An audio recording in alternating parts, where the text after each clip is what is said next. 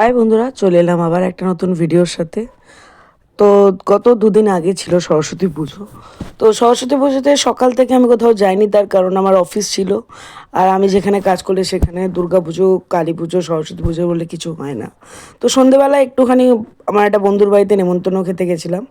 তো যাওয়ার পথে এই ছোট্ট সরস্বতী ঠাকুরটা আমি দেখতে পেয়েছিলাম।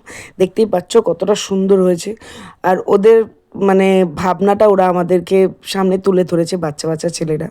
তারপরেই আমার বন্ধুর বাড়ির দিকে রওনা দিয়ে দিলাম। এই যে বিকি আর মন আগে হেঁটে যাচ্ছে, দেবাদেবী ওরা ঘুরতে বেরিয়েছিল। যাই হোক, ওদের ভাগ্য আলাদা, আমার দুর্ভাগ্য। আমি সরস্বতী পূজা ঘুরতে যেতে পারিনি। যাই হোক, সেটা পরের ব্যাপার।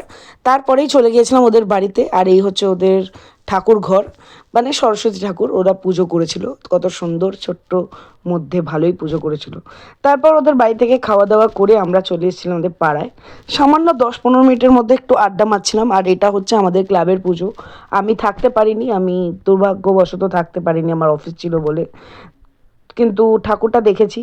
এইভাবেই আমি আমার সরস্বতী পুজোর ভিডিওটা শেষ করলাম। ভিডিওটা ভালো লাগলে একটা লাইক, কমেন্ট, শেয়ার করে দিও। আর কার কার সরস্বতী পুজো কতটা ভালো কেটেছে সেটা অবশ্যই কমেন্টে জানাতে ভুলো না। এরকম ভিডিও যদি আরও পেতে চাও, আর তাছাড়া আমি কিছুদিন পর ঘুরতে যাবো, সেই ভিডিও ছাড়বো। Thank you.